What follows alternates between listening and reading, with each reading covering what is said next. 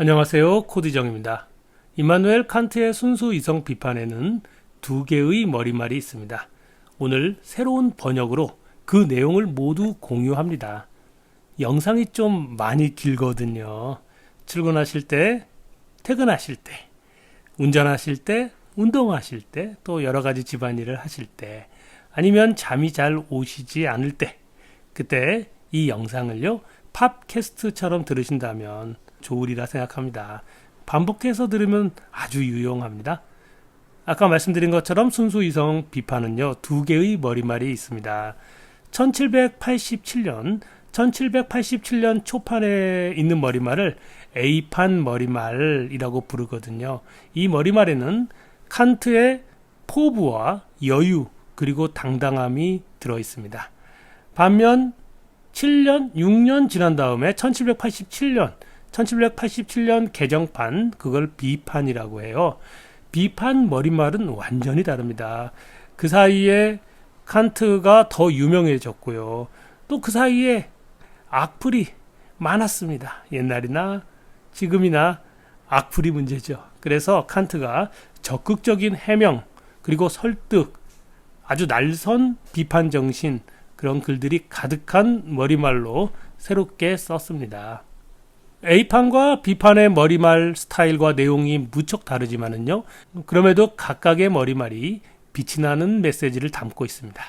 그 차이를 알아채는 것이 순수 이성 비판 처음 독서의 묘미라 하겠습니다.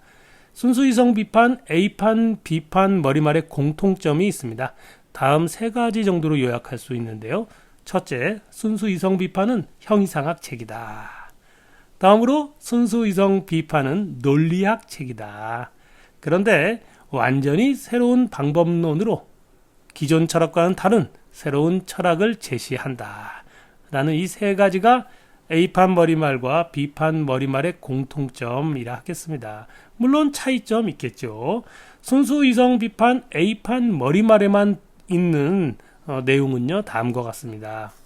순수 이성 비판이라고 하는 것은 순수 이성이 자기 자신에 대한 법정을 열어서 재판을 여는 것이다 라는 표현이 있는데, 이 표현은 A판 머리말에만 들어 있습니다.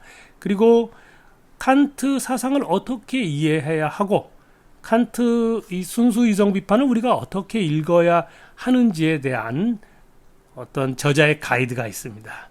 다음과 같은 것입니다. 칸트 사상은 명확해야 하고 확실해야 하고 쓸모가 있어야 한다. 이 세 가지를 A판 머리말에서 느낄 수 있어야 한다. 그게 핵심이 될 것 같은데요. 근데 순수 이성 비판을 막상 읽으면 너무나 불명확하고 너무나 무슨 내용인지 모르겠고 불확실하고 도대체 이게 무슨 쓸모가 있는지 우리는 잘 알지 못합니다. 그 말은 지금껏 순수 이성 비판을 명확하고 확실하고 쓸모가 있도록 번역하지 못했다라는 것입니다. 제가 새롭게 번역한 A판 머리말을 여러분 한번 들어봐 주시기 바랍니다. 그러면 그 의미가 분명하게 전해지는 것을 느끼실 수 있을 것 같습니다. 순수 이성 비판 머리말, B판 머리말에만 들어있는 사항이 꽤 많은데요. B판은 좀 분량이 있어요. 예를 들어서 이런 것입니다. 네 가지 정도를 요약해 볼 수가 있는데, 첫째, 어째서 형이상학에서 논리학이 중요한지 A판 머리말에도 조금 언급되어 있지만 B판 머리말은 아주 작정하고 자세히 설명합니다. 둘째, 수학과 자연학에서 나타난 어떤 혁명, 그리고 형이상학의 코페르니쿠스 전환에 대해서 소상하게 이야기합니다. 셋째, 순수 이성 비판의 결론이 갖는 철학에서의 적극적인 의미를 아주 열심히 설명을 합니다. 그래서 B판 머리말은 마치 순수 이성 비판의 결론과 같은 요약본과 같은 느낌을 줍니다. 그 다음 네 번째, 독일의 라이프니츠 볼프 학파의 이 독일 철학계를 아주 작정하고 비판합니다. 왜냐하면 이 독일 철학계의 당시 주류가 아마도 칸트의 순수 이성 비판을 오해하거나 비난하거나 그랬던 것 같습니다. 그래서 아주 열심히 비판한다. 이런 차이점을 느끼면서요, 이제부터 영상을 시청해 주시기 바랍니다. 번역본의 텍스트는 이제 음성으로 공개가 되는데요. 주석과 해설이 굉장히 많거든요. 주석과 해설은 공개되지 않습니다. 언젠가 책이 출간되면 그때 즐겨주시기 바랍니다. 자, 준비되셨나요? 텍스트와 사운드 동시에 나옵니다. 세상에서 가장 난해한 책이라는 잘못된 평가와 오명이 끝날 날이 오리라 생각합니다. 먼저 순수이성 비판 A판 머릿말 세번역을 한번 들어보시고요. 다음으로 이어지는 순수이성 비판 머릿말 세번역도 마저 시청해 보시기 바랍니다. 이 영상 이후에 이제 본격적으로 순수이성 비판 서론을 공유해 드리도록 하겠습니다. 아무튼 제 계획은 제가 번역한 모든 것들을 이 유튜브를 통해서 공개하는 게, 공유하는 게 목적입니다. 순수 이성 비판. A. 어떤 종류의 인식에서 인간 이성은 외면할 수 없는 질문들 응해야 하는 특별한 운명에 처해 있다. 이들 질문은 이성 자체의 본성을 통해 주어지는 문제이지만 인간 이성의 모든 능력을 초월하기 때문에 답할 수도 없는 문제이다. 이성은 그 자신이 어떤 잘못도 없으면서 이런 난국에 빠지고 만다. 이성은 경험 과정에서 필수적으로 이용되고 동시에 경험에 의해 충분히 정당성을 갖는 원리들에서 출발한다. 이들 원리를 사용하면서 이성은 그 본성의 요구로 더 높이, 더욱 먼 곳에 제약이 있는 곳까지 올라간다. 그러나 이들 질문은 결코 멈출 줄 모르므로 이성은 이런 방식으로는 자신의 과업이 항상 미완성으로 남을 수밖에 없음을 깨닫는다. 이성은 불가피하게 모든 가능한 경험적 사용을 넘어서면서도 의심할 여지가 없어 평범한 상식에서도 동의할 수 있는 그런 원리들을 찾아 피난처로 삼는다. 하지만 그 결과 몽롱함과 모순에 빠지고 마는데 그런 것들의 밑바닥에는 틀림없이 어딘가 감춰진 오류가 있으리라 추측할 수는 있어도 이성은 그런 오류들을 발견하지 못한다. 왜냐하면 이성이 나아간 그 원리들은 모든 경험의 한계를 뛰어넘어 버리니 어떤 경험의 시금석으로도 더 이상 알아볼 수 없게 됐기 때문이다. 이 끝없는 논란의 싸움터를 형이상학이라 부른다. 형이상학이 모든 학문의 여왕이라 불리던 시절이 있었다. 만약 여왕의 의지가 실현되는 것이라면 형이상학의 대상이 갖는 탁월한 중요성으로 말미암아 저 명예로운 칭호를 받을 자격이 있다. 그렇지만 지금은 시대의 유행에 따라 여왕은 모든 면에서 경멸받으니 이 버림받고 추방된 노부인이 헤쿠바처럼 한탄한다. 영웅들의 어미였고 만인지상의 자리에 있었건만 이제 나는 내쫓겨 무력하구나. 오비디우스 변신 이야기 중. 초기 자기 확실론자들의 권세하에서 형이상학의 지배는 독재였다. 당시 형이상학의 입법은 고대 야만의 흔적을 여전히 갖고 있었으므로 점차 내란들을 거치며 완전한 무정부 상태로 퇴락하고 말았다. 때로 회의론자들이 정착해서 땅을 경작하는 걸 혐오하는 유목민처럼 백성들의 통합을 분열시켰다. 그러나 다행스럽게도 그들의 숫자가 적었으니 회의론자들은 자기 확실론자들이 다시 권력을 일으켜 세우려는 비록 만장일치로 합의된 계획에 따른 것은 아니었을지라도 계속된 시도를 막을 수는 없었다. 최근 인간의 인식에 관한 특별한 생리학, 저 유명한 로크에 의해 를 통해 마치 이들 논쟁은 모두 종결되고 모든 경쟁적인 주장의 정당성 문제가 완전히 해결된 것처럼 보였다. 그러나 자칭 여왕의 탄생이 하층민들, 즉 평범한 경험에서 비롯된 것일지라도 그런 고로 여왕을 참칭하는 것이 당연히 의심스럽더라도 이런 혈통이 실제로는 여왕에게 잘못 적용된 까닭에 여왕은 여전히 권세를 주장하고 있음이 밝혀졌다. 형이상학은 예전처럼 낡고 좀먹은 자기 확실론으로 물러났고 그리하여 학문이라면 거기서 벗어나야 하는 경멸스러운 위치까지 이르렀다. 결국 이제 사람들이 스스로 납득했듯이 모든 시도는 허사가 되었으니 지루함과 완벽한 무관심이 형이상학에 만연해 있다. 그러나 잘못 적용된 노력으로 말미암아 형이상학이 모호하고 혼란스러우며 무용하게 된 후에도 이런 혼돈과 밤의 어머니는 막 시작된 변화와 계몽의 원천이거나 적어도 서곡이다. 왜냐하면 인간 본성이 무관심할 수 없는 대상에 관해 관심이 없는 척하는 것은 소용없는 일이기 때문이다. 또한 소위 무관심주의자들이 그 학파의 언어를 바꿈으로써 자신들을 통속적인 양식으로 꾸몄지만 그들이 무슨 생각을 하든 그토록 경멸했던 형이상학적 주장으로 항상 물러서야만 했다.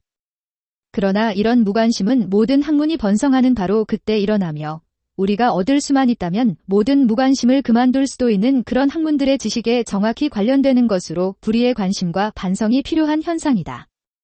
이는 우리 시대의 사려 없음을 증거하는 결과가 아니다. 오히려 숙성된 판단력 별표의 결과로서 허상의 지식에 더 이상 연연하지 않겠다는 것이요. 이성이 자기가 할 일 중에서 가장 어려운 일을 새롭게 착수해야 한다는 요구이다.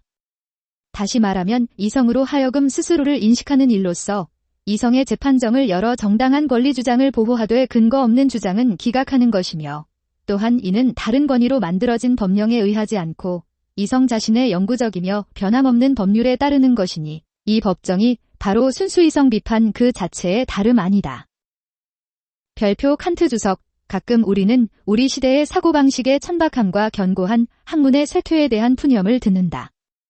그러나 수학이나 물리학 등과 같이 그 근거들이 잘 갖춰진 학문들의 경우 나는 이런 비난을 받을 만하지는 않다고 생각한다. 오히려 그런 학문들은 견고한 기초 덕분에 오래도록 명성을 유지하고 있으며 자연학의 경우에는 그런 평판을 넘어선다. 다른 종류의 인식에서도 우리가 만약 그것의 원리들을 먼저 올바르게 바로잡는다면 마찬가지의 신령함이 스스로 그런 인식들에 깃들 것이다. 만약 이런 일이 행해지지 않는다면 무관심과 회의가 그리고 마침내는 가혹한 비판이 그 정당한 사고방식을 오히려 증거할 것이다. 우리 시대는 진정 비판의 시대이다. 모든 것이 비판에 붙여져야 한다. 종교는 그것의 신성함을 통해, 실정법은 그것의 권위를 통해 비판을 면하려고 하는 것이 보통이다. 그러나 그리하면 종교와 법률에 대한 사람들의 당연한 의혹을 일으키며 자유롭고 공공연한 심사를 견뎌낸 것에 대해서만 이성이 부여하는 그 꾸밈없는 존경을 요구할 수 없게 된다. 그런데 나는 이것을 책이나 체계에 대한 비판으로 이해하지 않는다. 이성 일반의 능력에 대한 비판으로 생각한다. 이 비판은 이성이 모든 경험에서 독립하여 분투함으로써 얻는 모든 인식에 관한 비판이며, 그러므로 형이상학 일반의 가능성이나 불가능성 결정에 관한 비판이고, 또한 그런 형이상학의 원천, 범위, 한계를 규정하는 것에 관해 수행하는 비판이다. 그러나 모든 것이 원리들을 근거로 한다. 내가 제시한 이 비판의 길이 남겨진 유일한 길이다. 나는 이 길을 따라 이성을 경험과 무관하게 사용함으로써 이성 스스로 불화에 빠지게 한 모든 잘못을 제거하는 데 성공했다고 자부한다. 나는 인간 이성의 무능력을 탓하면서 이성의 문제들을 외면하지 않았다. 오히려 나는 원리들에 따라 이들 문제를 철저히 열거했으며 이성이 어떤 점에서 자기 자신을 오해했는지를 찾은 다음에 이성이 온전히 만족하도록 이들 문제를 풀어냈다. 확실히 말하건대 사람들이 기대할 듯 싶은 지식에 대한 자기 확신적이며 열정적인 갈망으로는 이들 문제에 대한 해답이 드러나지는 않았다. 그런 것들은 마법이 아니고서는 충족시킬 수 없기 때문이지만 나는 그런 쪽으로는 전문가가 아니다. 마법은 우리 이성의 본래의 사명이 의도하는 것도 아니었다. 설령 소중하기도 하고 사랑도 받는 환상들이 그 과정에서 파괴돼야 할지라도 철학의 의무는 잘못된 해석에서 발생하는 그런 가짜를 제거하는 것이다. 이러한 과업에서 나는 철저함을 내 주된 목표로 삼았다. 여기서 해결되지 않은 형이상학적 문제는 하나도 없으며 적어도 열쇠가 제시되지 않은 해법은 없노라고 나는 감히 말한다. 만일 순수 이성의 원리가 이성 자신의 본성에 의해 자기에게 주어지는 문제들 중 하나에 대해서라도 부족하다면 그 원리는 마땅히 폐기돼야 한다 되냐 하면 그때 이성은 완벽한 신뢰성을 가지면서 다른 문제들의 해답을 주지 못하게 되기 때문이다. 는 그런 완벽한 통합성이 곧 순수 이성이다.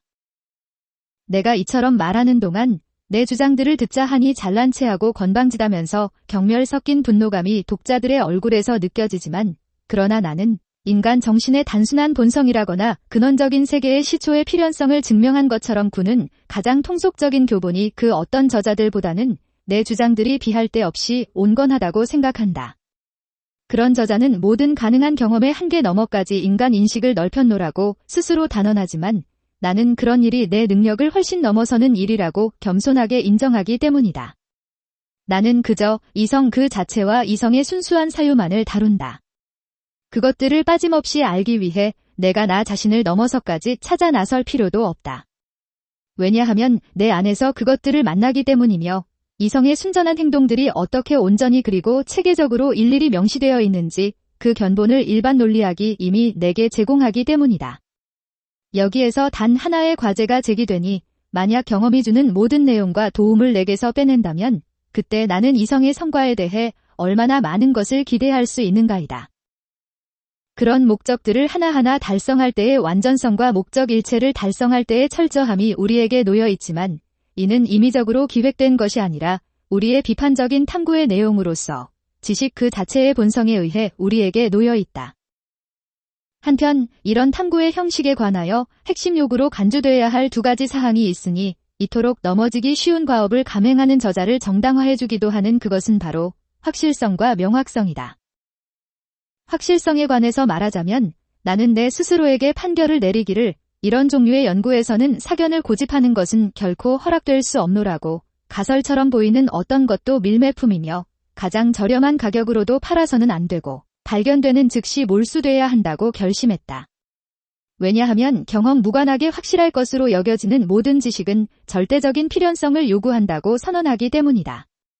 또한 이는 모든 순수한 경험 무관 인식을 정하는 참된 규정이며 모든 자명한 철학적인 확실성의 기준이자 그러므로 그 자체가 견본이기 때문이다.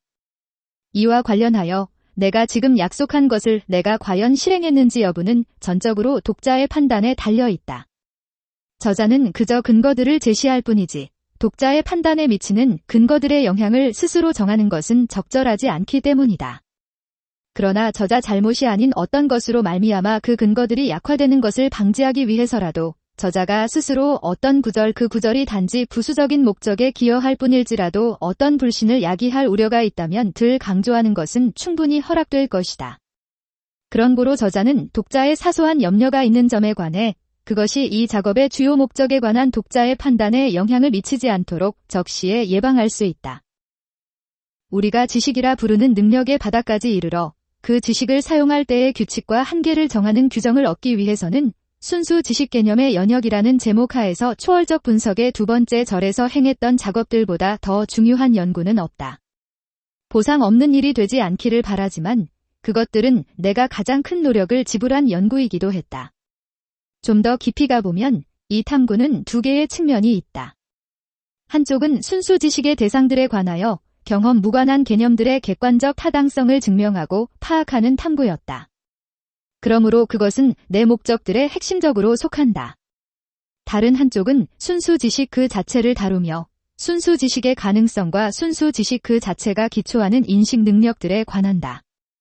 그러므로 이는 주관적인 관계 안에서 순수 지식을 생각하는 것이며 비록 이런 개요가 내주된 목적에 관해 아무리 중요하다 해도 핵심적으로 속하는 것은 아니다. 왜냐하면 주된 문제는 항상 일체의 경험 없이 지식과 이성은 무엇을 그리고 얼마나 많이 인식하는가 이며 생각하는 능력 그 자체가 어떻게 가능한가가 아니기 때문이다. 후자의 질문은 주어진 결과에서 그것의 원인을 찾는 것과 같은 것이며 그러므로 가설 내가 다른 곳에서 설명하는 바와 같이 비록 이것이 사실이 아닐지라도 과 같은 것이다. 따라서 그런 질문은 마치 내가 어떤 의견을 표현하는 자유가 있는 것처럼 독자도 역시 다른 의견을 가질 자유가 있는 그런 것과 같다. 이 지점에서 나는 독자에게 앞으로 당부한다. 주관적인 영역이 내가 기대한 완전한 확신을 낳지 못하는 경우에서조차 객관적인 영역은 그 온전한 힘을 지닐 것이다. 그것이 내가 특히 관심을 두는 것이며 이는 아마도 쪽수로 말하자면 92에서 93쪽에서 내가 말한 것 자체로도 충분할 것이다. 마지막으로 명확성에 관해서 독자들은 먼저 개념들을 통한 언어적인, 논리적인 명확성을 요구할 수 있으며 또한 직관들에 의한, 즉 구체적인 선례들과 다른 사례들을 통한 직관적인 감수성으로서 명확성을 또한 요구할 권리가 있다. 나는 전자에 관해서는 충분히 신경을 썼다. 그것이 내 작업의 본질적인 것이었다. 그러나 그것은 또한 두 번째 명확성에 대한 요구 덜 엄격하기는 하지만 여전히 정당한 요구를 내가 충분히 다루지 못한 것의 부수적인 원인이기도 했다. 이 일을 애쓰면서 진전시키는 과정 내내 나는 이 문제를 다루는 방법을 거의 결정하지 못했다. 선례와 사례가 언제나 필요한 것처럼 보였고 그리하여 내 초고에 그런 것들이 적당하게 자리하고 있었던 게 사실이다. 하지만 내 작업의 분량과 내가 다뤄야만 하는 상당량의 연구 대상들을 보았을 때 나는 건조하고 스콜라적인 방식으로 기술하는 것만으로도 충분히 방대한 작업이 되리라는 것을 알게 됐다. 그런 까닭에 통속적인 의도로만 필요한 뿐인 추가적인 선례와 사례로 이 책을 부풀리는 것은 현명하지 않은 일임을 깨달았다. 특히 이 작업은 통속적인 용도로는 적합하지 않을 것이기 때문이며 이 학문의 참된 전문가들이 자신들을 위해 더 쉽게 쓰일 필요가 있다고 생각하지도 않을 것이기 때문이다. 설령 그런 것이 항상 좋을지라도 여기에서는 역효과를 불러일으킬지도 모른다. 테라송 사제가 말하기를 책의 두께가 쪽수에 의해 정해지는 게 아니라 그것을 이해하는 데 필요한 시간에 의해 정해지는 것이라면 상당수의 책에 관해 그 분량이 그렇게나 적게 되지 않았다면 오히려 훨씬 적게도 할 수도 있었을 텐데라고 말할 수 있다는 것이다. 그러나 다른 한편 넓은 범위에 걸쳐 있으면서도 원리로 연결되는 이론 지식 전체를 우리가 분명하게 이해하고자 한다면 우리는 마찬가지로 정당하게 이렇게 말할 수 있을 것이다. 상당수의 책이 그 정도로 명확하게 하려고 하지 않았다면 오히려 훨씬 명확해질 수도 있었을 텐데. 왜냐하면 명확성을 높이려다 부분적으로는 도움이 되는데 전체적으로는 혼란스러워지는 경우가 작기 때문이며 그것이 독자가 전체의 개요를 빠르게 살펴보는 데 이르지 못하도록 만들기 때문이다. 우리가 체계의 통합과 건강함을 판단할 수 있으려면 그 구조나 맥락이 가장 중요함에도 온통 밝은 색상으로 덧칠해버리니 그것들을 알아볼 수 없게 된다. 앞에서 설명한 기획에 따라 저자가 이 중대한 작업을 완벽하게 그리고 지속적으로 수행할 기회를 갖는다면 독자는 저자의 그런 노력과 하나가 되리라 생각한다. 이제 형이상학은 내가 여기서 제안할 형이상학의 개념들에 따라 그런 완벽함을 기대할 수 있는 모든 학문 중 유일한 학문이다.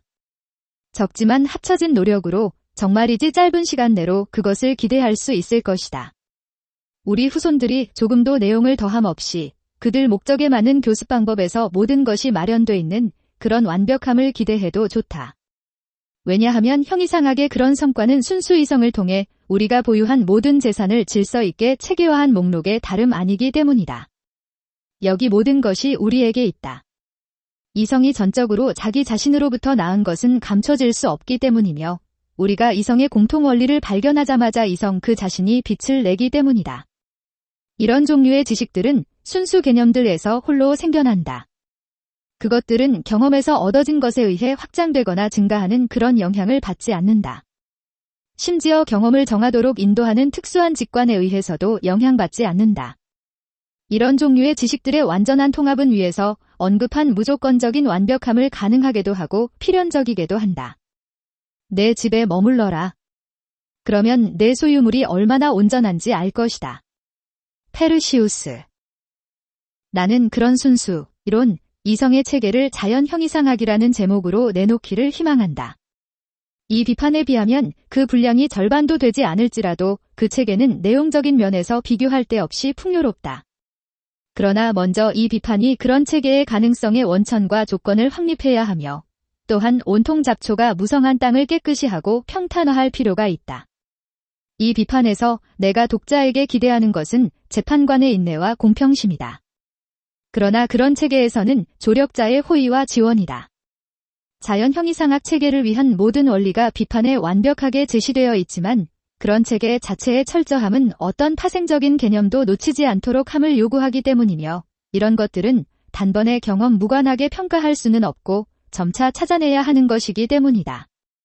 마찬가지로 전자에서 개념들의 종합 전체가 철저하게 규명되는 것처럼 이에 더해 요구되기를 후자에서는 동일한 것이 그것들의 분석 관점에서 일어나야 한다.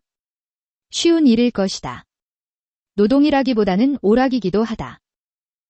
이 책의 인쇄에 대해 언급할 몇 가지가 있다. 인쇄 게시가 다소 지체됐기 때문에 나는 교정본의 절반만 볼 수 있었다. 의미를 혼란하게 하지는 않지만 거기에서 약간의 인쇄 잘못을 발견했다. 379쪽 밑에서 네 번째 행 회의적 스케프티케르로 씌어 있지만 특정한 스피시픽으로 읽혀야 한다. 425에서 461쪽의 순수 이성의 이율 배반 부분은 표 배열 방식으로 되어 있어서 정립에 속하는 모든 것은 항상 왼쪽에 있고 반정립에 속하는 것은 모두 오른쪽으로 이어진다. 이는 정립과 반정립을 각각 쉽게 비교할 수 있도록 하기 위함이었다. 1781-3 순수 이성 비판. B.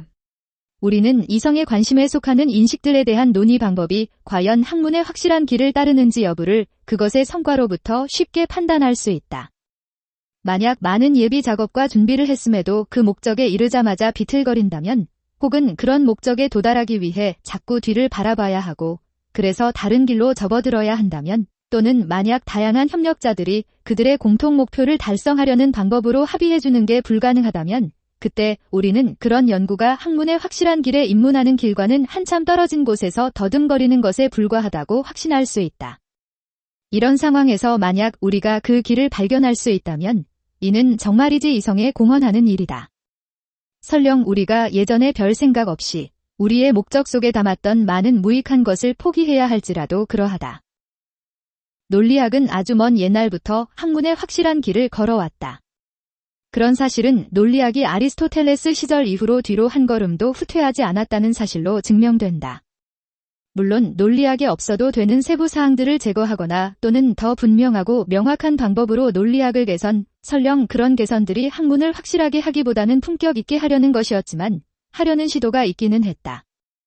마찬가지로 지금껏 논리학이 한 걸음도 앞으로 나아갈 수 없었다는 점도 주목할 사항이다.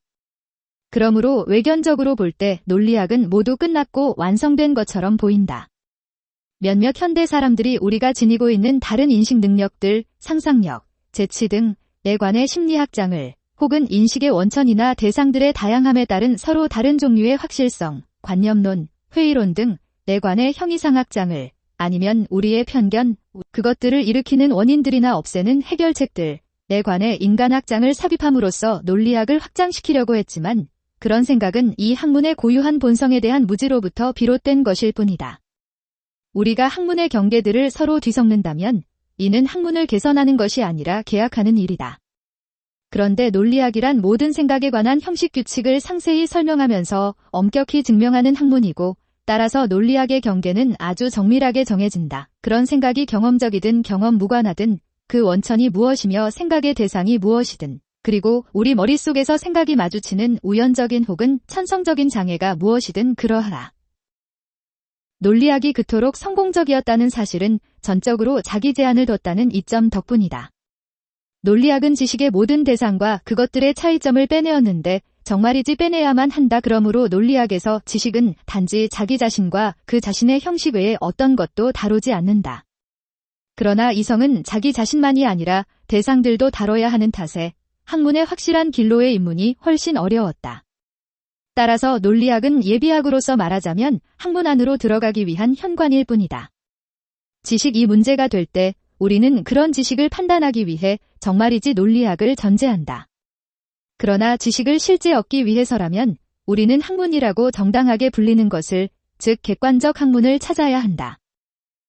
그런데 그런 학문들 안에 이성이 있으리라는 한에서 학문에서 무엇인가는 경험 무관하게 인식돼야 한다. 더욱이 이런 인식은 두 가지 방법으로 대상과 관계할 수 있다. 인식의 대상과 다른 곳에서 주어져야만 하는 그것의 개념을 단지 규정하기 위한 방법과 그 대상을 실제 있는 것으로 만들기 위한 방법이다. 전자는 이론적인 이성 인식이며 후자는 실천적인 이성 인식이다.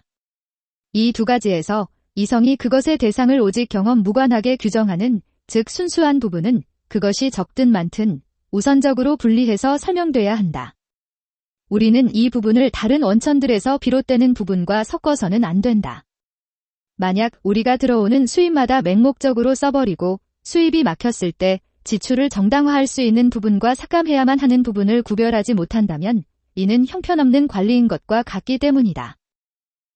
수학과 자연학은 경험 무관하게 그것들의 대상을 규정해야 하는 두 개의 이론적인 이성 인식이다. 전자는 온전히 순수하게 규정하며 후자는 적어도 부분적으로는 순수하되 어느 정도는 이성과는 다른 인식의 원천을 따르기도 한다. 수학은 인간 이성이 다다를 수 있는 먼 옛날부터 저 경탄할 만한 그리스 사람들이 그랬던 것처럼 학문의 확실한 길을 걸어왔다. 그러나 수학이 기성이 자기 자신만을 다뤄야 하는 논리학만큼이나 어렵지 않게 왕도를 발견했다거나 스스로 자신의 길을 쉽게 열었다고 생각해서는 안 된다. 오히려 나는 수학이 오랫동안 더듬거렸으며 특히 이집트 사람들이 그러했다. 그것이 학문으로 전환한 것은 어느 한 사람에게서 일어난 행운의 영감으로부터 비롯된 어떤 혁명 덕분이었다고 생각한다. 앞길을 개척하던 그 사람은 더 이상 헤매지 않는 길을 찾으려고 시도했을 것이고, 그러다가 모든 시간에서 끝없이 확장되는 결코 틀리지 않는 학문으로 들어가는 문이 열렸을 것이다. 이러한 지적인 혁명의 역사는 저 유명한 희망봉의 바닷길을 발견하는 것보다 훨씬 중요하지만 이 혁명을 불러온 행운의 사람에 대한 역사는 우리에게 남아있지 않다. 그러나 그 전설은 디오게네스 라에르티우스에 의해 우리에게 전승됐다. 평범한 사람들에게 아주 자명하게 보이는 그런 기하학적 증명을 발견한 명망 있는 저자들의 이름을 그는 항상 기록했다. 또한 라에르티우스는 이러한 새로운 길의 발견에 관한 첫 번째 이정표 이야기를 우리에게 전승했다. 이 혁명적인 이야기는 수학자들에게는 극히 중요한 것처럼 보였을 터이고 고로 지워지지 않게 되었다. 누군가 그가 탈레스라는 이름을 가졌든지 아니면 다른 사람이든지 이등변 삼각형을 최초로 증명했을 때 그에게 서광이 비쳤다. 그가 발견한 진실한 방법은 이등변 삼각형의 형태에서 본 것에 대한 탐구도 아니고 한낱 그 도형의 개념에 대한 탐구도 아니며 또한 말하자면 그 도형의 특성들로부터 알아내는 것도 아니라 오히려 그 스스로가 이등변 삼각형이라는 경험 무관한 개념에 따라 그 형태를 그려냄으로써 생각했으며 그런 개념에 따라 도형의 특성들을 만들어내는 발견이었다. 그리고 무엇인가를 경험 무관하게 확실히 알기 위해서는 스스로 그것의 개념에 합당하게 생각하고 그 생각을 반드시 준수해야 함을 그가 발견했던 것이다. 자연학은 학문의 대로에 이르기까지 훨씬 오랜 시간이 걸렸다. 저 명석한 프랜시스 베이컨 이 일부를 발견했으며 그가 다른 이들에 의해 부분적으로 발견된 그 길을 북돋우면서 이 학문의 길을 제안한 지 고작 한 세기 반에 이르기 때문이다. 그러므로 이 발견 역시 사고방식의 갑작스러운 혁명으로 설명될 수 있을 뿐이다. 여기서 나는 자연학을 경험 원리들에 기초한 것에 한해서만 고려할 것이다. 갈릴레이가 특정 무게의 볼을 경사면에 굴렸을 때 토리첼리가 물기둥의 무게와 같을 것이라고 예측하면서 공기가 그 무게를 견디도록 했을 때 나중에 슈탈이 금속들을 금속회로 바꾼 다음 거기서 무언가를 뺐다가 넣었다가 하면서 그 금속회를 다시 금속으로 바꿨을 때 별표 자연을 연구하는 그들에게 서광이 드리워졌다. 별표 칸트 주석, 나는 여기서 이 실험법의 역사적인 과정을 정확히 따르지는 않고 있다. 정말이지 이 역사의 시초는 잘 알려져 있지도 않다. 그들은 자연이 이성을 보행기 안에 두고서 움직이도록 가르치는 게 아니라 오히려 이성이 자신의 설계에 따라 통찰한다는 사실을 파악했다. 다시 말해 그들은 이성이 항구적인 법칙들에 따라 자기 판단들을 원리로 인도해야만 하고 자연으로 하여금 이성의 질문들에 답하도록 한다는 사실을 파악했던 것이다. 그렇지 않았다면 미리 안배되지도 않았을 그런 우연적인 관찰이 필연적인 법칙 기성이 찾고 구하는 그 법칙과 연결될 수는 없었을 것이기 때문이다. 한 손에 원리를 쥐고 그 원리에 합치되는 현상만을 법칙으로 여기며 다른 한 손에 그런 원리에 따라 생각해낸 실험을 쥐고 이성이 자연에 접근해야만 이성은 자연에게서 배움을 얻을 수 있다. 그러나 이성이 자연에게서 배우는 것은 교사가 원하는 것이라면 무엇이든 암송하는 학생의 입장이 아니라 증인들로 하여금 질문에 답하도록 하는 재판관의 자격에서다. 그러므로 자연학도 자신의 사고방식에서 일어난 바로 그 이로운 혁명을 이런 발상에 빚진 것이다. 다시 말해 우리는 이성이 자연에게서 배워야 하는 것이라면 무엇이든 이성 자신이 자연 속으로 들어가 자연에서 찾아야만 하며 상상 속에서 꾸며내는 것이 아니라 우리 자신에게서는 아무것도 알 수 없다는 것이다. 이것이야말로 자연학을 비로소 학문의 확실한 길로 접어들게 한 바로 그것이다. 그토록 많은 세기 동안 더듬거린 후의 일이다. 형이상학은 경험과는 완전히 분리된 것으로 경험의 가르침과는 전적으로 무관한 이론적인 이성 지식이다. 그것은 수학처럼 개념들을 직관에 적용하는 것이 아니라 단지 개념을 통해서만 인식하며 그래서 여기에서는 이성이 자기 자신의 학생이어야 한다. 그러나 형이상학은 학문의 확실한 길 안으로 들어갈 수 있는 좋은 운을 얻지는 못했다. 설령 형이상학이 다른 모든 학문보다 더 오래되고 온갖 것을 절멸시키는 야만의 심연 속에서 다른 모든 학문이 완전히 빨려 들어가는 상황에서조차 형이상학만큼은 더 오래 견딜 수 있다 해도 그러하다. 왜냐하면 이성이 경험 무관하게 통찰하고자 하는 그런 신용을 하는 법칙들이 가장 평범한 경험에 의해 확인되는 바로 그때에도 형이상학 속 이성은 머뭇거리기 때문이다. 우리는 그 학문의 길이 우리가 가고자 하는 곳으로 이끌지 못함을 발견하며 수도 없이 뒷걸음을 쳐야 한다. 형이상학의 추종자들의 의견 일치에 관해 말하자면 이 학문은 정말이지 그런 일치와는 너무 멀다. 오히려 형이상학은 저마다 완력을 과시하면서 부딪히는 운명의 싸움터이다. 그러나 여기에서는 어떤 전사도 승리를 이루지 못하니 가장 작은 영역조차 소유할 수 없었다. 그러므로 이제 형이상학의 진전이란 그저 더듬거림뿐이니 더욱이 한낱 개념들 속에서 더듬거리고 있음이 분명하다. 그러면 어째서 형이상학은 학문의 확실한 길을 발견할 수 없었던 것인가? 이곳에서는 그런 길이 불가능하단 말인가? 그렇다면 어째서 자연은 그런 길을 찾는 것이 이성의 가장 중요한 과업 중 하나인 것인 양이성으로 하여금 그토록 끊임없이 노력하게 만들었는가? 만약 이성이 지식에 대한 우리 열망의 가장 중요한 부분 중 하나에서 우리를 저버릴 뿐 아니라 우리를 기만하고 마침내 우리를 배반한다면 이성에 대한 우리의 신뢰가 얼마나 적어지겠는가? 만약 그런 게 아니라 우리가 지금껏 그 길을 놓친 것일 뿐이라면 우리가 새롭게 탐구했을 때 우리 앞에 있던 사람들보다 더욱 큰 행운을 얻으리라 희망할 수 있는 그런 표식은 무엇인가?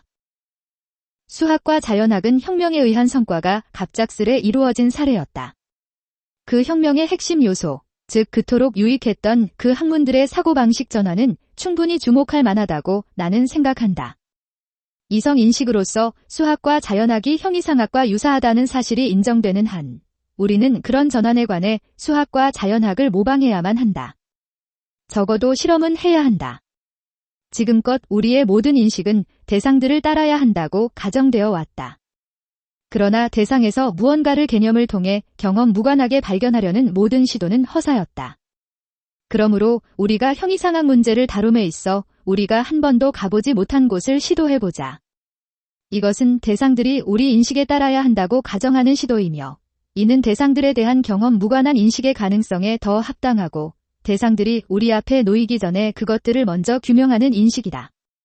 이것은 마치 코페르니쿠스가 천공의 운동을 관찰하면서 모든 천체가 관찰자 주위를 돌고 있노라는 가정에서는 천공의 운동을 제대로 설명해 내지 못했을 때 그가 이번에는 멈춰있는 별들을 관찰자가 공전한다고 가정하는 경우라면 과연 성공적으로 설명해 낼 수 있을지 시도했던 그 순간, 그 최초의 생각과 같은 것이다. 이제 우리는 형이상학에서 대상들을 직관하는 것에 관해 비슷한 방식을 시도할 수 있다. 직관이 대상들의 특성을 따라야 한다면 그때 우리가 어떻게 그 특성을 경험 무관하게 알 수 있을지 나는 모른다. 그러나 감각 대상으로서 그 대상이 우리의 직관력의 특성에 따른다면 그때 나는 그런 가능성을 나 스스로 아주 잘 알 수 있다. 그런데 직관이 인식되려면 나는 직관에 머물러 있을 수는 없으며 머리 안에 있는 직관이 대상으로서 어떤 것인지를 조회해야 하고 그 과정에서 이 대상을 수로로 규정해야 한다. 나는 두 가지의 가정을 할 수 있다. 개념이 대상을 따르면서 이런 수로 규정을 낳는다고 가정할 수 있는데 이 경우 나는 대상을 어찌 경험 무관하게 알 수 있을지 마찬가지의 어려움에 직면한다. 아니면 나는 그 대상이 또는 그것과 동일한 것으로 주어진 대상으로서 대상이 인식될 수 있는 그런 경험이 개념을 따르도록 가정할 수 있으며 이 경우 나는 즉시 어려움에서 벗어나 쉬운 길을 만난다. 왜냐하면 경험 그 자체는 지식을 필요로 하는 인식의 한 종류이기 때문이며 그런데 지식은 그것의 규칙을 갖게 되는데 그 규칙은 대상들이 내게 주어지기 전에 내 안에 전제되어야 하기 때문이다. 따라서 그 규칙이 경험 무관하게 전제돼야 한다. 그런데 규칙은 경험 무관한 개념으로 표현된다. 그리하여 경험의 모든 대상은 반드시 그런 규칙을 따르고 그 규칙과 일치해야 한다. 우리는 대상이 단지 이성을 통해 생각되는 한에서 필연적으로 그렇게 되겠지만 대상을 고려해야 하는데 이성으로 이런 대상을 생각함은 경험으로 주어질 수 있는 게 아니다. 이렇게 대상을 생각하려는 시도는 그것들은 생각될 수밖에 없기 때문에 우리에게 우리의 사고방식에서 새롭게 바뀐 방법을 적용하는 데 훌륭한 시금석을 제공한다. 즉, 우리가 사물을 경험 무관하게 인식하는 모든 것은 그저 우리가 우리 자신을 그것들 안에 넣은 것뿐이다. 별표 칸트 주석, 자연을 연구하는 사람들의 방법을 모방한 이 방법은 그러므로 순수 이성의 요소들을 실험을 통해 인정되거나 아니면 논박되는 방식에서 찾는 것으로 이루어진다. 이제 순수 이성의 명제들은 특히 그것들이 가능한 경험의 모든 한계를 넘는다면 자연학에서 우리가 한 것처럼 대상들로 실험하는 것에 의해 검증될 수 없다. 그러므로 그런 명제들을 검증하는 일은 우리가 경험 무관하다고 가정하는 개념들과 원리들로 실험하는 것에 의해 실현될 것이다. 따라서 이런 실험에서 우리는 이들 개념과 원리의 대상들을 다음에 서로 다른 두 개의 관점으로 숙고할 수 있다. 대상은 한편으로는 경험을 위해 감각과 지식의 대상들로서, 다른 한편으로는 경험의 한계를 넘으려고 애쓰는 저 고립된 이성을 위해 우리가 그저 생각할 뿐인 대상으로서 정돈돼야 한다는 것이다. 이제 만약 우리가 이러한 두 겹의 관점으로 사물을 생각하는 경우 순수 이성의 원리에 부합하기는 해도 한 개의 관점만으로 사물을 생각하는 경우 불가피한 자기 모순이 생긴다면 그때 이 실험은 저와 같은 관점 구별의 타당함을 밝혀줄 것이다. 이러한 실험은 우리가 바랐던 만큼이나 성공적이다. 이것은 형이상학으로 하여금 그 첫 번째 부분 경험 무관한 개념들에 관한 부분으로 이 개념들에 알맞게 대응하는 대상들이 경험으로 주어질 수 있다. 에서 학문의 확실한 길을 약속한다. 우리의 사고방식을 이렇게 바꾼 다음에야 우리는 경험 무관한 인식의 가능성을 매우 잘 설명할 수 있기 때문이며 게다가 모든 경험 대상의 합계로서 자연의 경험 무관한 근거가 되는 법칙들에 대해 더욱 충분한 증거들을 제공할 수 있기 때문이다. 이 두 가지는 앞선 방식을 따라서는 불가능했던 것이다. 그런데 형이상학의 첫 번째 부분에서 경험 무관하게 인식하는 우리 능력에 대한 연역은 두 번째 부분 이 다루는 형이상학의 전체 목적에 아주 해롭게 보이는 매우 이상한 결과를 낳는다. 왜냐하면 그것이 우리가 가능한 경험의 한계를 결코 넘어설 수 없다는 결론에 이르게 하기 때문이다. 그런데 이는 이 학문이 다른 무엇보다 달성해야 하는 핵심이기도 하다. 그러나 바로 이 실험에 의해 간접적으로는 우리가 우리의 경험 무관한 이성 인식에 대한 첫 번째 평가가 진실임을 증명할 수 있도록 해준다. 다시 말해 그런 인식은 오직 현상에만 적용되는 것이며 사물 그 자체는 설령 그것이 실제로 있는 것일지라도 우리에게는 인식되지 않는 것으로 남아야 한다는 것이다. 왜냐하면 우리로 하여금 경험과 모든 현상의 한계를 필연적으로 넘도록 강요하는 것은 무제약적인 것인데 그 경우 이성은 필연적으로 그리고 그 모든 권리로 사물들 그 자체의 완벽한 것으로서 제약 조건들의 시계열을 완성할 것을 요구하게 되기 때문이다.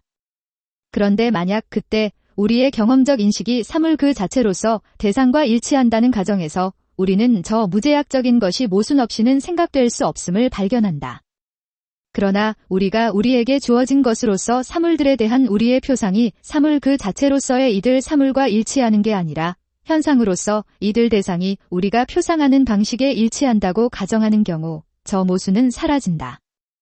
그렇기 때문에 우리가 그것들을 아는 한, 다시 말해 그것들이 우리에게 주어지는 한, 무제약적인 것은 사물들 안에 있는 게 아니다. 오직 우리가 그것을 알지 못하는 한, 다시 말해 그것들이 사물 그 자체인 한에서만 무제약적인 것이 사물 안에 있는 것이다. 이는 우리가 처음에 실험으로 가정했던 것을 아주 잘 뒷받침해준다. 별표 칸트 주석, 순수 이성의 이러한 실험은 화학자들이 이따금 환원법이라고 부르거나 더 일반적으로는 합성과정이라고 명명하는 것과 매우 비슷하다. 형이상학자들의 분석은 경험 무관한 순수 지식을 두 가지 매우 이질적인 요소로 분리하는데, 즉 현상으로서 사물에 대한 지식과 사물 그 자체에 대한 지식이다. 그런데 그들의 변증은 이 두 가지를 다시 합쳐서 이성에 의해 저 무제약적인 것이라는 필연적인 관념의 조화를 이루게 하지만 위와 같은 올바른 구별을 제외하고서는 그런 조화는 결코 이루어질 수 없을 것이다. 그런데 감각을 초월한 분야에서의 모든 과정이 이론 이성에게는 부정되는 경우에도 다음과 같은 것을 탐구하는 것은 여전히 우리에게 남아있다.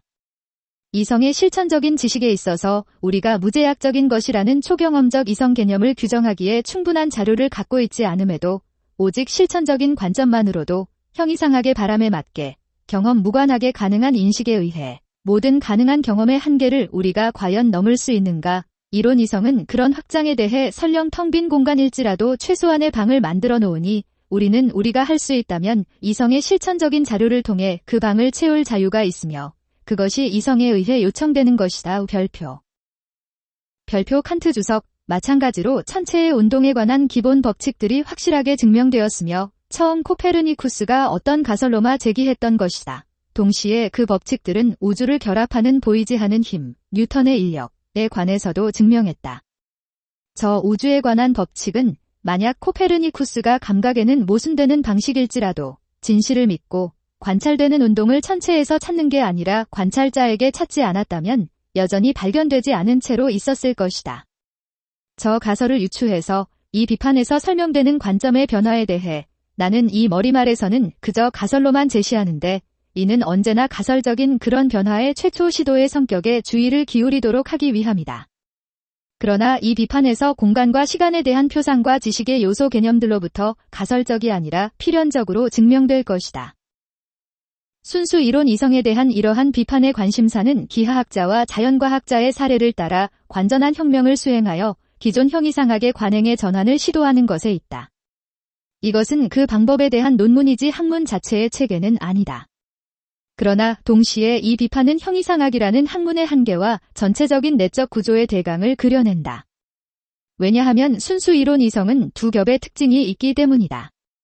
첫째, 생각하는 대상을 선택하는 다양한 방식에 따라 이성은 자신의 능력을 측정할 수 있고 측정해야 하기 때문이다.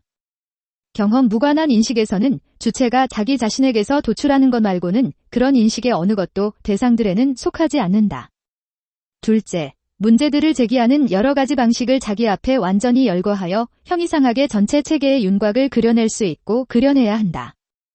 왜냐하면 이성 원리에 관해 말하자면 그것은 온전히 별개의 자립된 하나이며 마치 유기체처럼 각각의 요소는 다른 모든 부분을 위해 존재하고 모든 것은 각각의 요소를 위해 존재하기 때문이다.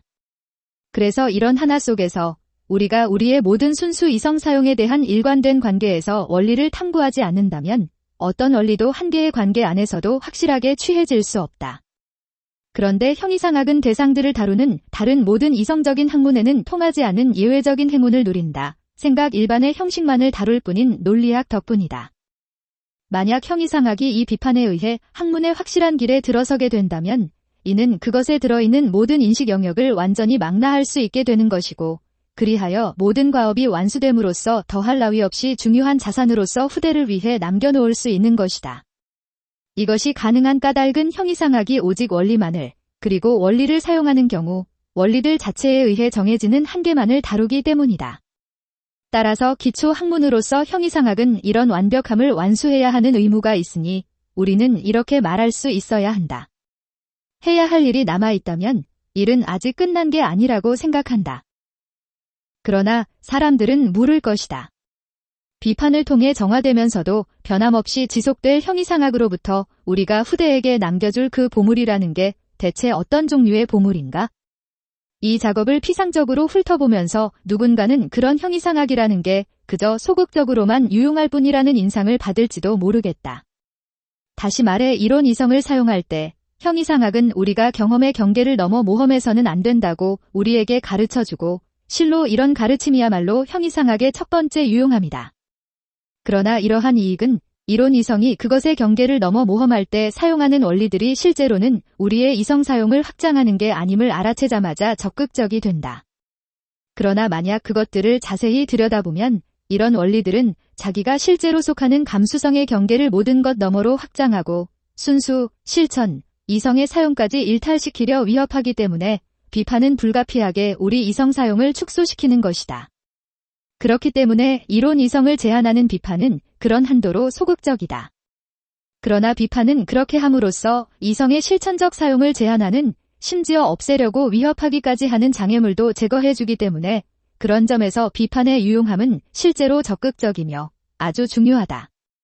이런 유용함은 우리가 실천적이며 절대적으로 필수적인, 즉 그것의 도덕적 사용에서 순수 이성의 용도가 있음을 확신하자마자 발견되는 것이다.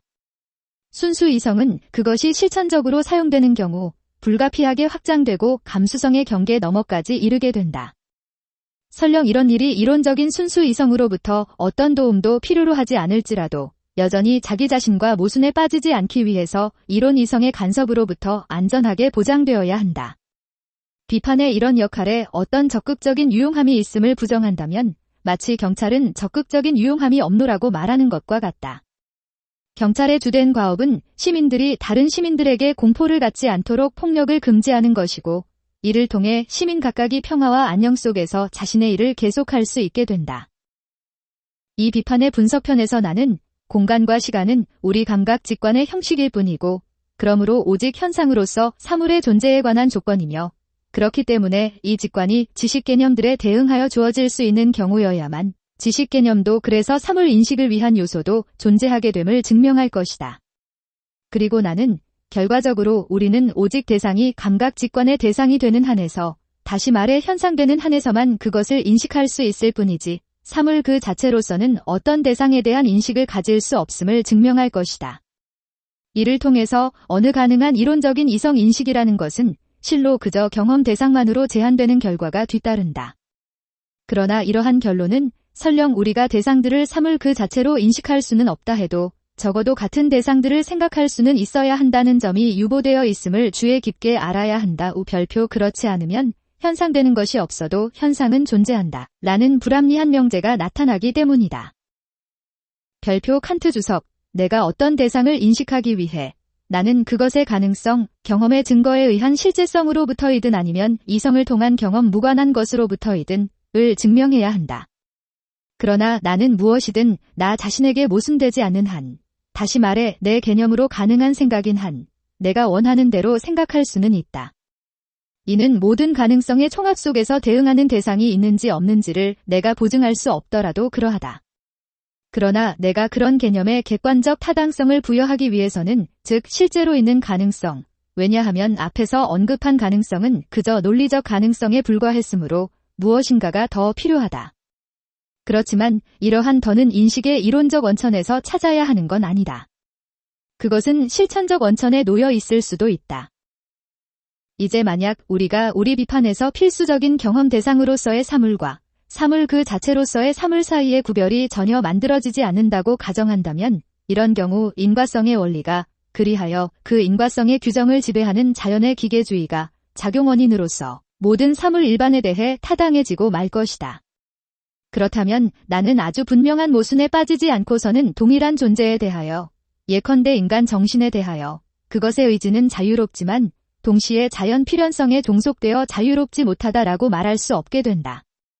왜냐하면 이 두 가지 명제에서 나는 동일한 의미로 인간 정신을, 즉 사물 일반으로, 사물 그 자체로 취하게 될 것인데 비판이 먼저 선행되지 않는다면 나는 그것과 다르게 정신을 취급하지는 못하게 되기 때문이다. 그러나 만약 이 비판이 우리로 하여금 대상을 두 겹의 의미로 취하도록 가르치는데 달리 말해 현상으로서 대상을, 그리고 사물 그 자체로서 대상을 취하도록 가르치는데 잘못이 없다면 만약 순수 지식 개념의 영역이 올바르고 그래서 인과성의 원리가 첫 번째 의미로 취해진 사물들에 대해서만 적용될 뿐이고 즉 그것들이 경험 대상인 경우에만 인과성의 원리가 적용되지만 반면 두 번째 의미의 사물들은 그 원리에 종속되지 않는다면 우리가 동일한 의지를 다음과 같이 두 가지 방식으로 생각하는 경우에 어떤 모순도 발생하지 않게 된다. 한편으로는 그것이 현상에서는 즉 눈에 보이는 행동에서는 필연적으로 자연법칙에 종속되어 자유롭지 않다고 생각되고 다른 한편으로는 사물 그 자체에 속하는 것으로서 자연법칙에 종속되지 않는다는 그래서 자유롭다고 생각되는 것이다. 이제 이 두 번째 측면에서 나의 정신을 고려하는 경우 나는 이론 이성을 통해서는 나의 정신을 인식할 수 없으며 경험적 관찰을 통해서는 더욱 인식할 수 없으며 그러므로 감각 세계에 있는 것으로 보는 어떤 존재의 특성으로서는 자유를 인식할 수도 없다. 그렇지 않으면 나는 규정된 존재를, 그러나 시간 속에서 규정된 게 아닌 그런 존재를 인식해야 하기 때문이다. 이는 불가능한 일이다. 내가 그런 개념을 어떤 직관으로도 뒷받침할 수 없기 때문이다. 그럼에도 불구하고 나는 여전히 자유를 생각할 수 있다. 다시 말해 나는 적어도 어떤 모순도 들어있지 않은 자유에 관한 나의 표상을 생각할 수 있다. 만약 우리의 비판이 표상의 두 가지 방식, 감각적인 것과 지적인 것 사이의 구별을 해낸다면 그래서 순수 지식 개념을 제한하고 그것들로부터 흘러나오는 원리들을 제한한다면 그러하다는 것이다. 이제 우리가 도덕은 필연적으로 가장 엄밀한 의미에서 자유를 우리 의지의 특성으로 가정한다고 생각해보자.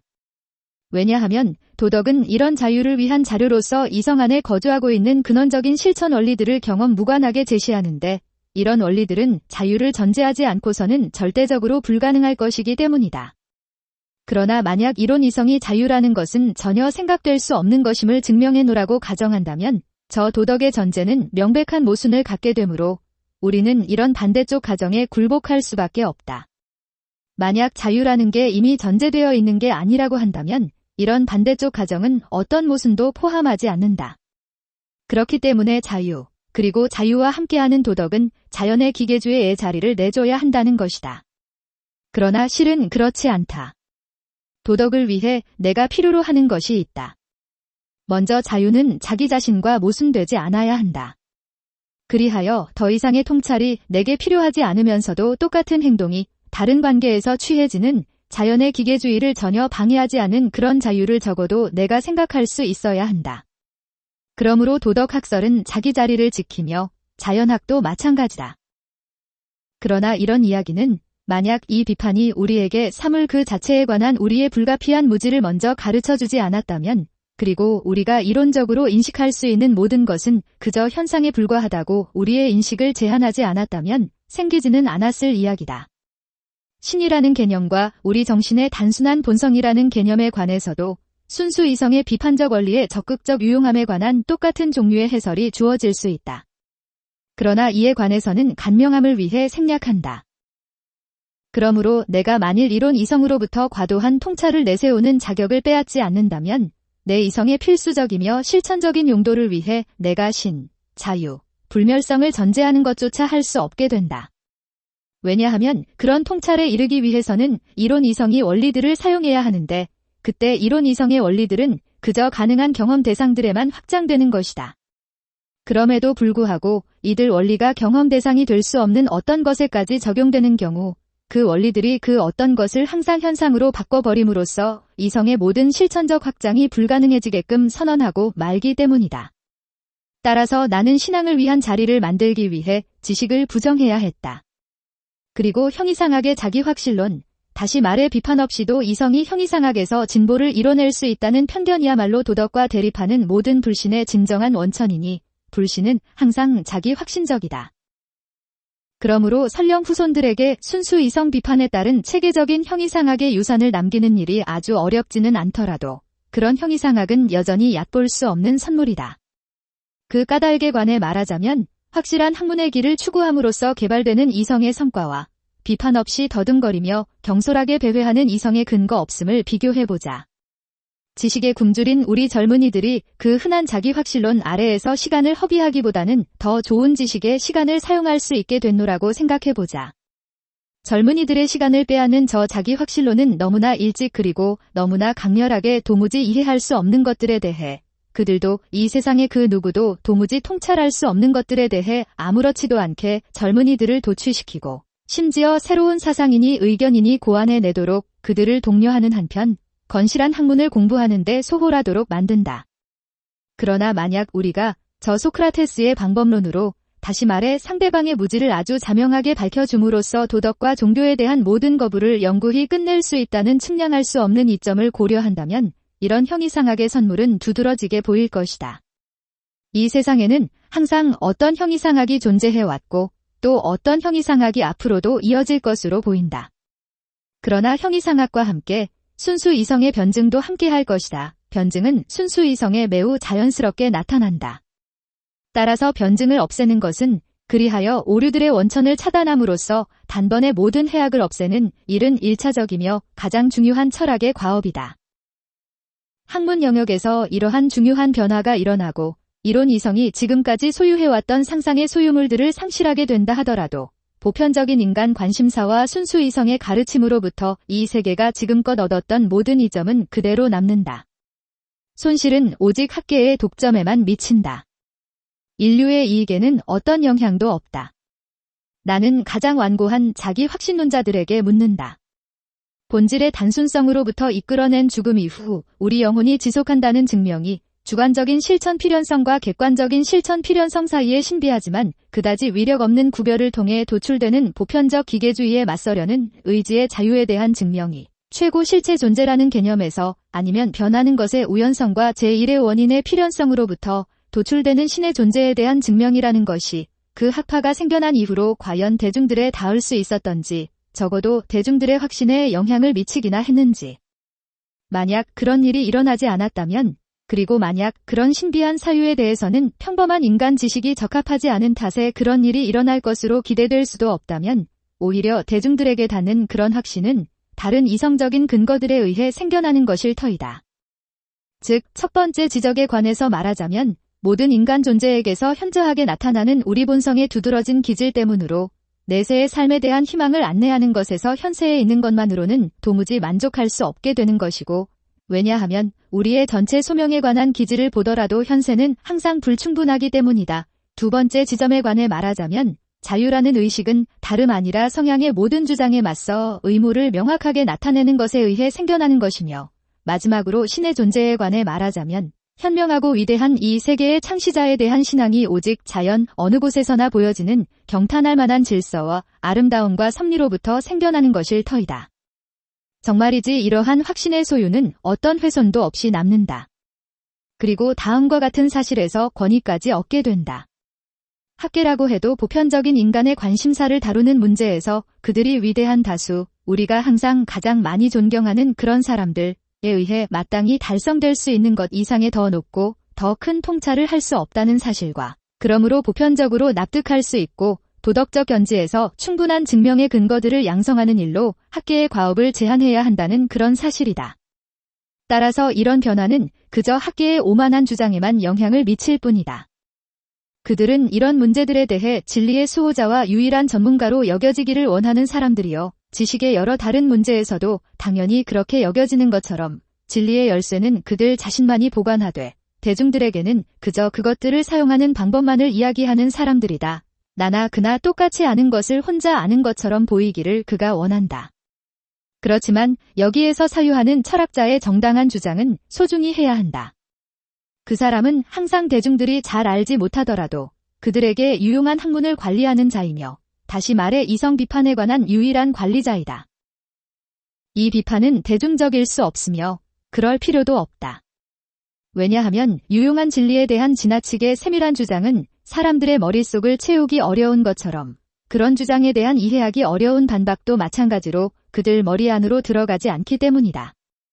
반면 학파 사람들은 스스로 사유하려는 모든 이가 그러는 것처럼 불가피하게 이 주장과 반박에 빠져들고 만다.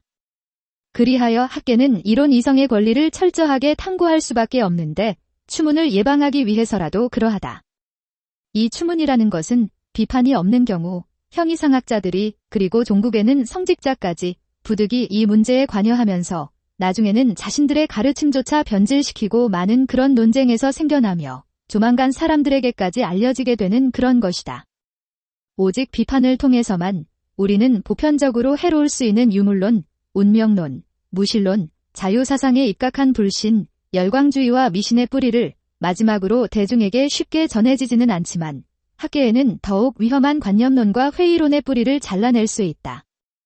만약 정부가 학자들의 일에 관심을 갖는 것이 바람직하다고 실제로 생각한다면 이성의 작업을 확고한 토대 위에 세울 수 있는 비판의 자유를 장려하는 편이 자기들의 거미줄 같은 학설을 누군가 찢을 때마다 공공의 위협이라고 떠들어대지만 정작 대중은 관심을 두지 않은 저 학계의 우스꽝스러운 독재를 지지하는 것보다 학문과 인류를 위한 현명한 배려에 더 부합할 것이다. 비판은 학문으로서 순수 인식 안에서 이성이 갖는 자기 확신적 과정을 반대하지 않는다. 되냐하면 학문이란 항상 자기 확신적이 되어야 하기 때문이며, 즉 확실한 경험 무관한 원리들로부터 엄격한 증명을 언제나 수행해야 하기 때문이다. 비판은 오직 자기 확신론에 반대한다. 이는 개념으로부터 비롯되는 순수 인식, 즉 철학적 인식만을 갖고서 원리들에 맞게 수행하겠노라는 가정에 비판이 반대한다는 것이다.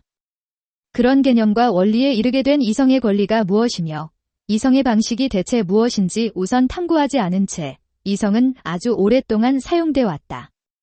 따라서 자기 확신론은 자신의 능력에 대한 선행 비판 없이 이성에 의해 수행되는 자기 확신적 과정이다. 그런 고로 이러한 반대는 대중성이라는 미명 아래 떠들썩한 얄팍함을 지지하는 것이 아니요, 모든 형이상학의 과업을 가볍게 다루는 회의론을 지지하는 건 더욱 아니다. 오히려 비판은 기초가 잘 갖춰진 학문으로서 형이상학의 진보를 위해 필수적인 준비 활동이고 반드시 자기 확신적이며 아주 엄격한 요건에 따라 고로 학술적인 기준으로 대중적인 방식이 아니라 체계적으로 수행돼야 하는 것이다. 이러한 요건은 면제될 수 있는 게 아니다. 왜냐하면 형이상학은 자신의 과업을 완전히 경험 무관하게 수행해야 하기 때문이며 그리하여 이론 이성의 완전한 만족에 이르도록 해야 하기 때문이다. 언젠가 이 비판이 가리키는 기획을 수행함에 있어 다시 말해 형이상학의 미래 체계에서 우리는 모든 자기 확신 철학자 중에서도 가장 위대한 볼프의 엄격한 방법론을 따라야 할 것이다. 그는 법칙을 따르는 방식으로 원리들을 확립하고 분명하게 개념을 규정하며 증명 속에서 엄격함을 구현하고 추론에서는 대담한 비약을 피함으로써 우리가 어떻게 학문의 확실한 길을 얻을 수 있는지에 관한 모범을 최초로 보여주었다. 이런 모범을 통해 그는 지금도 사라지지 않는 철저함에 관한 독일의 영을 만들어낸 시조가 되었다. 바로 이런 이유 때문에 만약 그런 방법론이 저 유기체에 대한 비판, 즉 순수 이성 자체에 대한 비판으로 형이상학을 위한 영역을 미리 준비하도록 그에게 작용했다면 그는 그야말로 형이상학 같은 학문을 그런 확실한 상태로 옮겨놓는데 매우 적합한 인물이었다. 그의 실패는 그에게 물어야 할 책임이라기보다는 그가 살던 시대의 자기 확신적 사고방식 탓이다. 그렇기 때문에 그가 살던 시대의 철학자들이나 그 이전의 모든 철학자가 서로를 비난할 어떤 것도 없다. 볼프의 교수법을 거부하고 동시에 순수 이성에 대한 비판 과정도 인정하지 않는 사람들은 그저 학문이라는 속박을 벗어던지고 작업을 유희로, 확실성을 믿음으로, 지혜에 대한 사랑을 믿음에 대한 사랑으로 바꾸려고 생각하는 사람들일 것이다. 이 책의 제2판에 관해서 말하자면 섬세한 사람들이 이 책을 판단하면서 부딪혔던 많은 오해에 대해 아마도 그것이 내 잘못에서 비롯된 것이겠지만 나는 난해함과 모호함을 가능한 한만히 없애는 이 기회를 놓치지 않으려 했다. 나는 내 명제들 자체에서 그것들을 제시하는 데 사용된 근거들에서 바꿔야 할 것을 발견하지는 못했다. 이 기획의 형식과 완벽성에서도 아무런 문제가 없었다. 부분적으로는 내가 이 책을 대중 앞에 내놓기까지 아주 오랫동안 검토했기 때문이기도 하고 또 부분적으로는 이 책 내용의 성격 자체, 다시 말해 순수 이론 이성의 본성 때문이기도 하다. 순수 이론 이성에는 각각의 요소가 실로 하나의 유기체로 연결되는 구조가 들어있으니 모든 것이 개별 요소를 위해 존재하며 개별 요소는 전체를 위해 존재하기 때문에 아주 사소한 결점조차 그것이 잘못, 오류이든 결함이든 이성에 사용해서 스스로를 드러낼 수밖에 없다. 나는 이 체계가 앞으로도 이런 변치 않는 상태로 유지되기를 희망한다. 이런 내 확신이 자만심에서 비롯된 건 아니다. 다음과 같은 실험을 통해 명백하게 드러난 사실에서 비롯된다.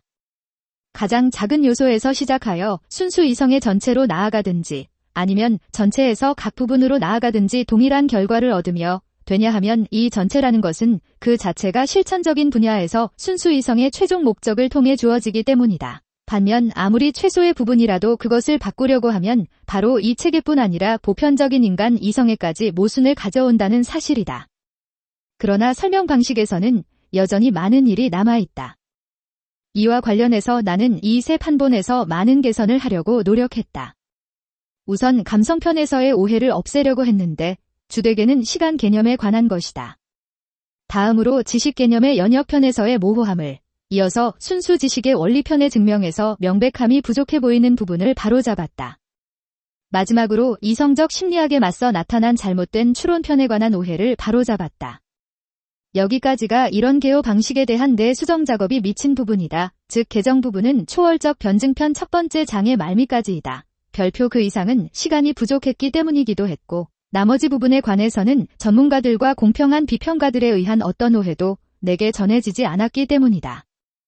내가 비록 이들 비평가의 이름을 거론하면서 찬사의 말씀을 드리지 못할지라도 그들이 내게 해준 제안들을 내가 어떻게 반영했는지 보여주는 대목을 그들이 필경 발견할 수 있을 것이다.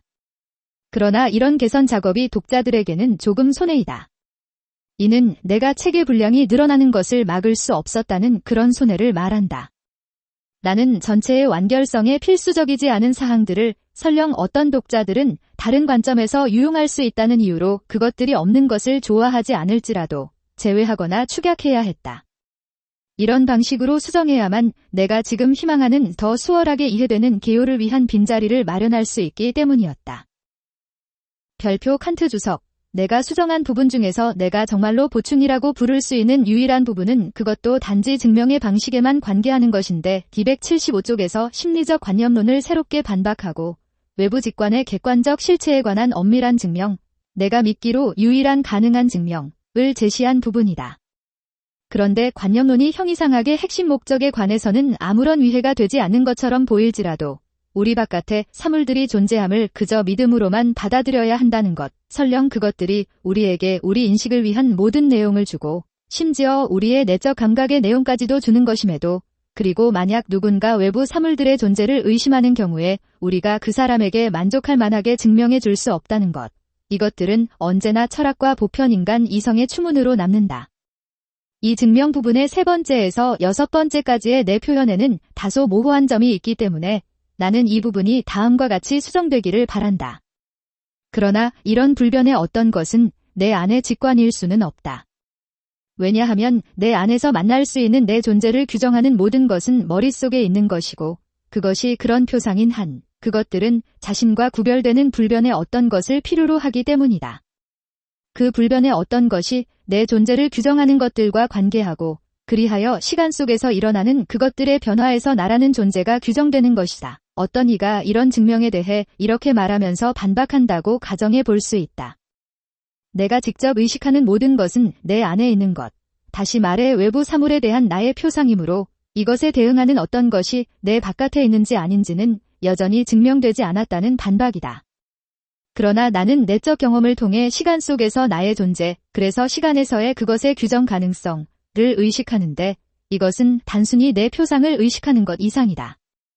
그런데 시간 속에서 나의 존재, 그리고 그것의 규정 가능성에 대한 이런 의식은 내 존재에 대한 경험적 의식과 동일한 것이며, 이것은 오직 내 바깥에 있는 나의 존재와 결합된 어떤 것과 관계해야만 규정될 수 있는 것이다. 따라서 시간 속에서 나의 존재에 관한 의식은 동일성으로 내 바깥에 있는 어떤 것에 대한 관계에 관한 의식과 결합된다. 이리하여 내 바깥에 있는 것과 내 내적 감각을 불가분으로 결합하는 것은 허구가 아니라 경험이요, 내 상상이 아니라 감각이다. 왜냐하면 외부 감각은 이미 그 자체로 내 바깥에 실제로 있는 어떤 것에 대한 직관의 관계 맺기이기 때문이며, 상상과 구별되는 외부 감각의 실체는 우리가 지금 하고 있는 것처럼 우리의 외부 감각을 내적 경험 자체, 다시 말해 내적 경험의 가능성에 대한 조건으로서와 불가분으로 결합하는 것에 전적으로 의존하기 때문이다. 나의 모든 판단과 지식 활동에 수반되는 나는 존재한다라는 개념에서 내가 갖는 나의 존재에 대한 지적인 의식에 대해 말하자면, 만약 내가 지적인 직관을 통해 나의 존재에 대한 규정을 동시에 이런 나의 존재에 대한 지적인 의식과 결합시킨다면, 그때에는 이런 규정이 내 바깥에 있는 어떤 것과의 관계에 대한 의식이 반드시 포함되는 건 아닐 것이다. 그러나 실제로 나는 그럴 수는 없다. 내 존재에 관한 지적인 의식이 정말이지 앞서 있기는 해도, 하지만 홀로 나의 존재를 규정할 수 있는 내적 직관은 감각 직관이고, 이것은 시간의 조건에 속하는 것이다.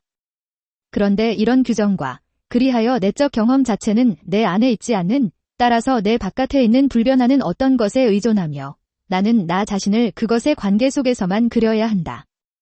그렇기 때문에 외부 감각의 실체와 내적 감각의 실체는 반드시 결합해야 하며, 이것이 경험 일반을 가능하게 만든다.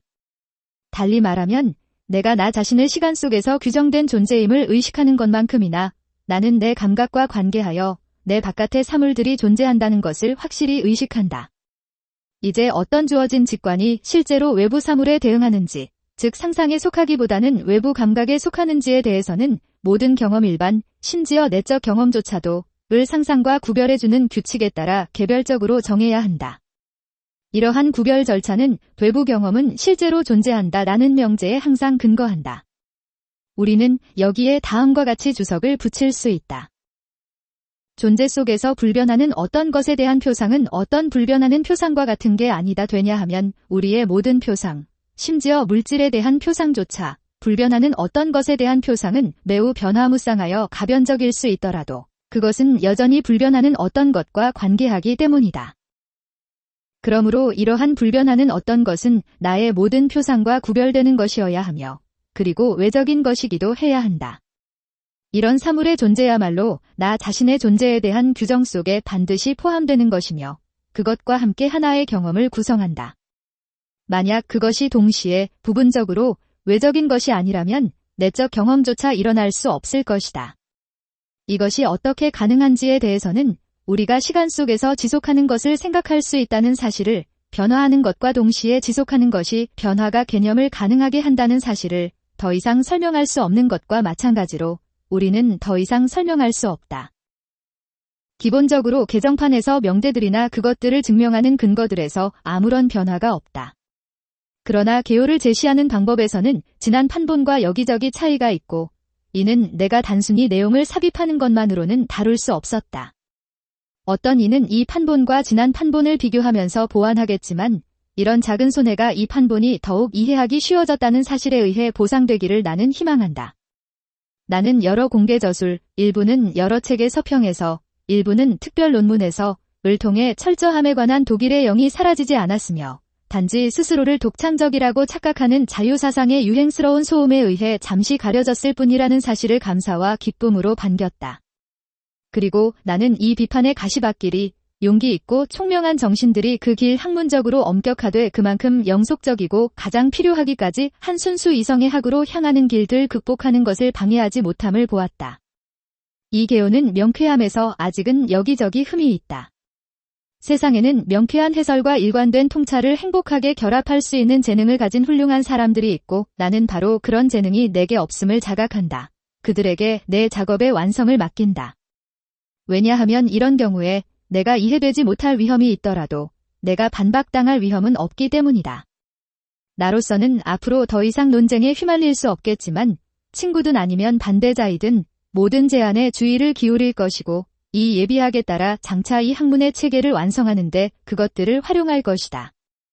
이 작업을 진행하는 동안 나는 상당히 고령이 되었다. 이번 달에 64이 된다. 내가 만일 이론 이성과 실천 이성 모두에 대한 비판의 정당성을 재확인하기 위해 자연 형이상학과 도덕 형이상학을 제공하겠다는 나의 계획을 실천하고자 한다면 나는 시간을 절약하면서 보내야 한다. 그러므로 나는 작업 초기에 거의 피할 수 없었던 모호함을 해명하고 이 작업 전체를 옹호하는 일에 이 작업을 자기 것으로 만들어낸 저 훌륭한 이들의 지원에 의존할 수밖에 없다. 어떤 철학 논문도 개별 구절에서는 지적받을 수 있다. 왜냐하면 철학 논문이 수학 논문처럼 완전히 무장될 수는 없기 때문이다. 반면 하나로 간주되는 체계의 구조의 경우에는 위험은 조금도 없다. 체계가 새로운 경우 그것을 전체적으로 파악할 수 있는 영리한 정신은 거의 없고 모든 혁신은 불편하다는 이유로 그것을 기꺼이 파악하려는 사람은 더욱 없다. 또한 어떤 저술이든 만약 우리가 개별 구절들을 맥락에서 떼어내 서로 비교한다면 일견 모순돼 보이는 것들을 얼마든지 찾을 수 있다. 그런 모순돼 보이는 것들에 대해 남의 평가에 의존하는 사람들의 눈에서는 그것들이 그 저술의 불리한 빛처럼 보일 것이다. 그러나 그 전체의 사상을 파악한 이에게는 아주 쉽게 해결될 수 있을 것이다.